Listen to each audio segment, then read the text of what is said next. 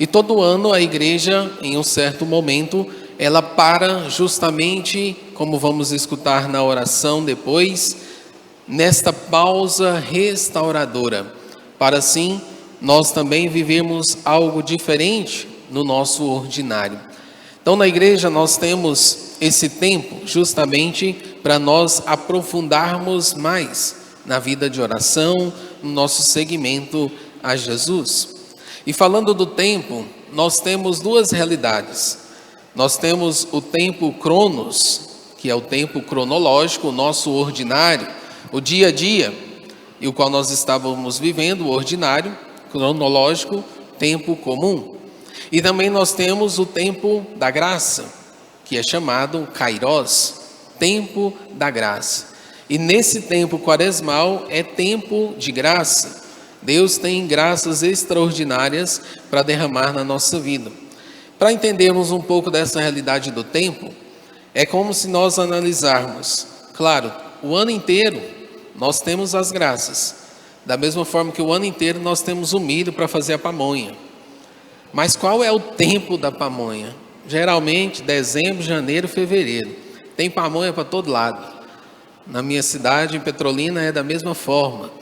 Então o tempo mais favorável ali é nessa época. Então o resto do ano tem ali, faz, mas é diferente. Porque nesse tempo é o tempo que, podendo assim dizer, o melhor do melhor do melhor do milho é o que nós temos. Assim, na igreja também nós temos o tempo ordinário, o cronológico, mas nós temos aquele tempo de fato que ali nós temos o melhor do melhor. E por isso aqui entra o tempo da graça, quaresma, que nós vivemos. E por isso devemos nós analisarmos, não fazer da quaresma mais uma quaresma, mas viver a quaresma, porque é o tempo da graça, tempo de alcançarmos graças do céu. E por isso aqui nós devemos colocar então o nosso coração, porque na quaresma, o maior graça que podemos viver na quaresma é a conversão do coração. Então não adianta fazermos penitências, jejuns, sacrifícios e assim por diante, se o propósito maior não for converter o coração, mudança de vida. Por isso aqui na primeira leitura de hoje, tirada do profeta Joel, da profecia de Joel, escutamos: agora diz o Senhor, voltai para mim com todo o vosso coração, com jejuns, lágrimas, gemidos, rasgai o coração e não as vestes, e voltai para o Senhor vosso Deus. Então devemos de fato rasgar o coração. Se o tempo da graça é esse tempo de conversão, então que aqui nós possamos olhar para dentro da nossa vida, ver as realidades do nosso coração, da realidade do nosso pecado, e por isso começar um exercício penitencial para se penitenciar e assim vencer o pecado. Por isso nós estamos de roxo, simbolizando assim tempo de penitência, de pedir a graça de uma conversão verdadeira. E aqui nós temos esta realidade para entrarmos mais profundamente no tempo da quaresma. Quaresma significa 40 dias que Jesus ficou no deserto. Ele que foi conduzido pelo Espírito Santo para o deserto. Jesus sai ali do batismo de João Batista e logo em seguida vai para o deserto. Ele estava cheio da graça de Deus. Ali o Pai fala na nuvem e ao mesmo tempo em forma de pomba o Espírito Santo desce. Então Jesus ali recebendo a sua missão.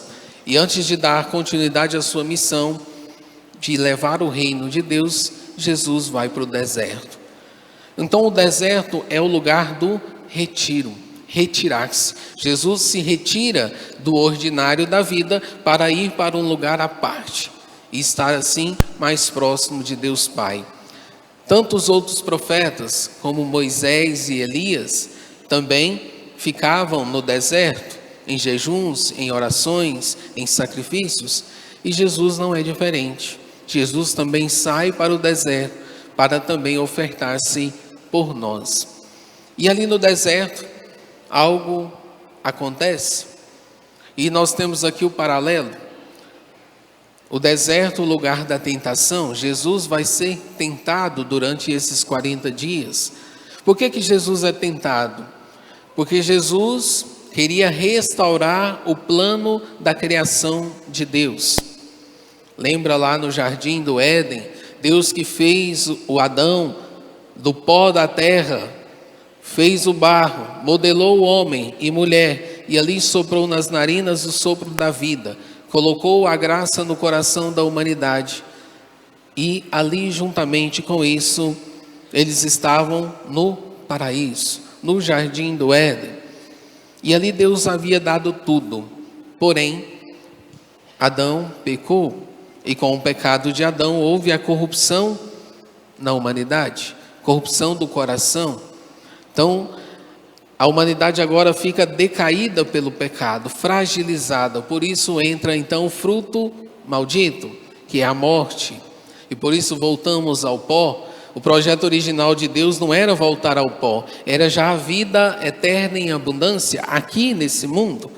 Porém, com o pecado entrou a corrupção. Por isso, fomos criados do pó e vamos voltar para o pó. Mas não simplesmente voltar para o pó, porque não fica no pó. Jesus vem depois para restaurar isso que havia perdido com Adão. E por isso, da mesma forma que Adão e Eva foi tentado lá no paraíso, Jesus também é tentado agora no deserto. Mas diferente lá do passado, Adão que pecou, Jesus que não peca. Sendo verdadeiro Deus e homem, vem vencer o tentador para dar a vida à humanidade. Então, esse tempo do deserto, Jesus é tentado a abandonar a missão de restaurar a humanidade. Mas Jesus vence Satanás por amor a cada um de nós, para depois continuar por meio da cruz, da sua paixão, morte e ressurreição, esse plano de amor por cada um de nós. Então nós também, começando o tempo da quaresma, nós também devemos nos retirar. Como assim retirar se estamos no meio do mundo e se estamos no trabalho, na nossa vida ordinária? Por isso, a igreja nos convida a nesse tempo viver mais um tempo de oração, nesse tempo crescer mais no jejum, na penitência, na esmola, mas também crescer na intimidade com Deus. Deus precisa do nosso jejum? Deus precisa dos nossos sacrifícios? Não, Deus não precisa, Deus já é perfeito, nem precisa de nós, mas Ele nos ama e quer nos perto dEle. E por isso o jejum, os sacrifícios, as orações que fazemos, é para nós mesmos, para nós nos fortalecermos contra os ataques do mal, para assim também vencer as tentações do pecado na nossa vida. Então é para nós mesmos que ofertamos. Por isso, nas nossas práticas, não adianta lá você fazer o jejum se você não colocar também a realidade da sua vida, do seu pecado.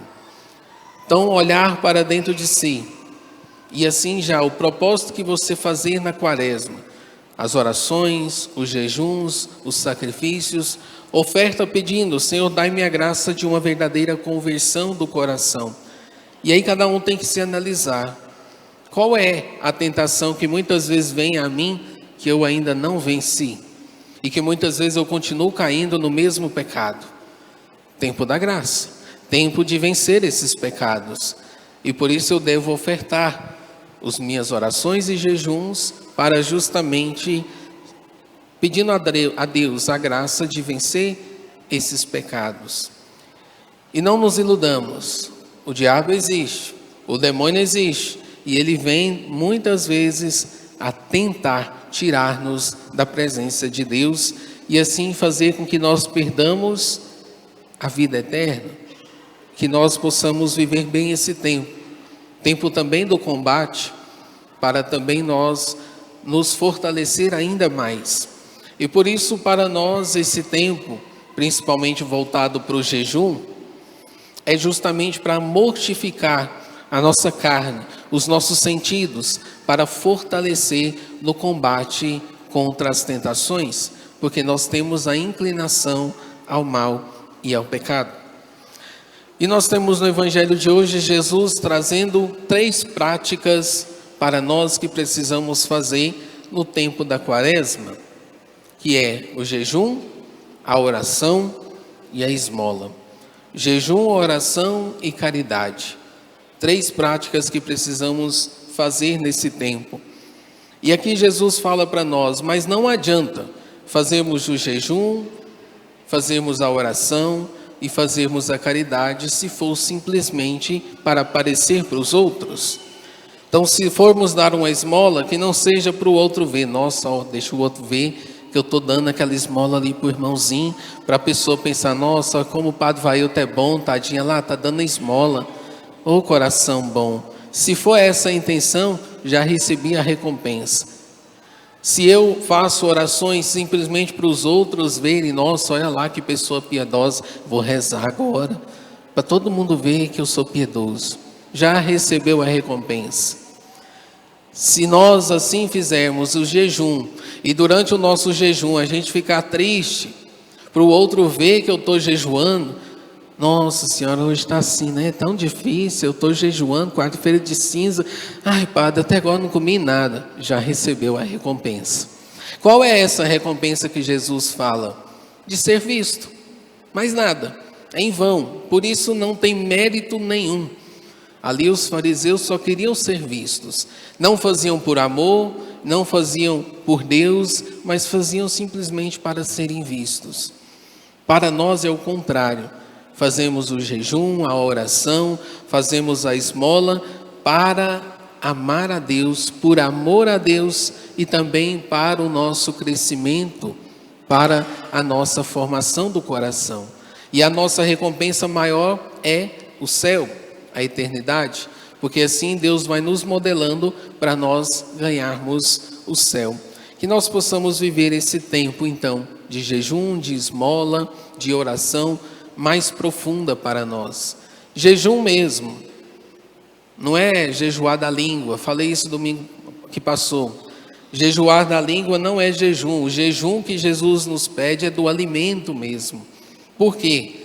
Jesus pede algo de bom para nós, para que nós possamos viver um tempo sem, fortalecendo o espírito. Então falar dos outros, falar mal dos outros não é bom, já é pecado, já está errado. A gente não faz jejum de pecado. Às vezes eu escuto por aí, eu vou ficar quaresma toda sem beber, porque eu já tenho o vício do álcool, mas depois passa a quaresma, volta o vício do álcool da mesma forma. A gente não faz jejum de pecado a gente corta. Então se é uma dificuldade, uma fragilidade, sim, eu vou fazer essa penitência, mas também eu sei que eu preciso cortar o vínculo com esse pecado. Que assim nós possamos lembrar quem nós somos. Pó. Para onde vamos voltar? Para o pó. Ou seja, esse tempo passa. E aqui, hoje nessa missa, Deus quer nos lembrar justamente isso. Cuidado para que esse tempo passe e você, não lembrando de quem você é, você caia no fogo do inferno. Então se arrependa enquanto é tempo, converta enquanto é tempo, para que possamos ganhar o céu. Somos pó e ao pó vamos voltar, mas que nós voltamos para o pó verdadeiro, que foi modelado por Deus lá no paraíso, que é a ressurreição, que é a vida eterna. Louvado seja nosso Senhor Jesus Cristo.